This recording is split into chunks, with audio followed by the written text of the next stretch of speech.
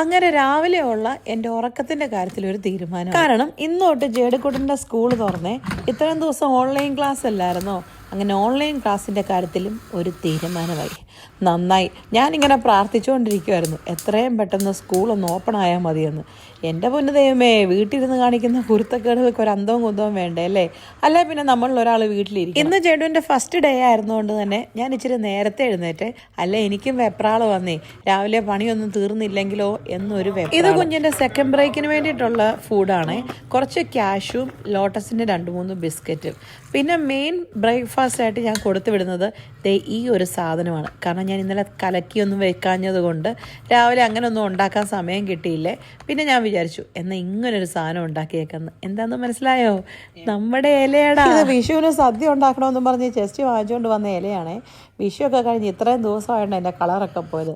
സദ്യ ഉണ്ടാക്കിയില്ലെങ്കിലും അതുകൊണ്ട് ഇങ്ങനൊരു ഉപകാരം ഉണ്ടായില്ലേ അല്ലേ? ജഡുവിന് ഞാൻ എപ്പോഴും രാവിലെ ഫ്രഷായിട്ട് നമ്മൾ ഏത് ബ്രേക്ക്ഫാസ്റ്റ് ഉണ്ടാക്കുന്നോ അതാണ് സ്കൂളിൽ കൊടുത്തു വിടുന്നത്. കാരണം ഇവർ ലഞ്ചിൻ്റെ സമയമാകുമ്പോഴത്തേനും വീട്ടിൽ വരുമല്ലോ. അപ്പോൾ ബ്രേക്ക്ഫാസ്റ്റാണ് മെയിനായിട്ട് കൊടുത്തു വിടുന്നത്.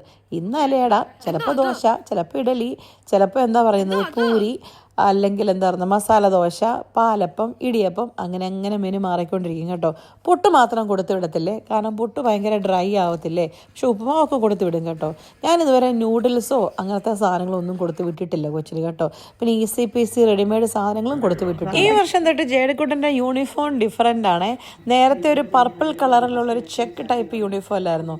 ഇപ്പോൾ ഇതേ ഈ ലൈറ്റ് ബ്ലൂവും ഡാർക്ക് ബ്ലൂ പാൻറ്റും കേട്ടോ. നല്ല ഭംഗിയുണ്ടല്ലേ. എനിക്ക് ആ യൂണിഫോം ഭയങ്കരമായിട്ട് ഇഷ്ടപ്പെട്ടെ. അങ്ങനെ രാവിലെ ജേഡിക്കുട്ടനെ പ്രാർത്ഥിച്ച് യാത്രയാക്കുന്ന സാധാരണ ഇതൊക്കെ ജസ്റ്റിയുടെ ജോലിയാണേ. പക്ഷെ ആശാന്റെ നടുവ് വെട്ടിയിരിക്കുന്നതുകൊണ്ട് ഇതിപ്പോൾ തൽക്കാലം ഞാൻ ഏറ്റെടുത്തതേ ഉള്ളൂ കേട്ടോ.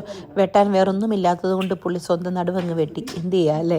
അങ്ങനെ ജേഡിക്കുട്ടനെ പ്രാർത്ഥിച്ച് ജേഡിയോട് ഞാൻ പ്രത്യേകം പറഞ്ഞു, മോനെ സ്കൂളിലോട്ട് കൊണ്ടുവന്ന എല്ലാ സാധനങ്ങളും തിരിച്ചു കൊണ്ടുവരണം. സാധാരണ കൊണ്ടുവന്ന ബാഗും അവനും മാത്രമേ തിരിച്ചു വരാറുള്ളൂ. അങ്ങനെ സന്തോഷത്തോടെ ജേഡ് സ്കൂളിലോട്ട്. അപ്പം ശരിയെന്നാ പോയേച്ചു വരാം.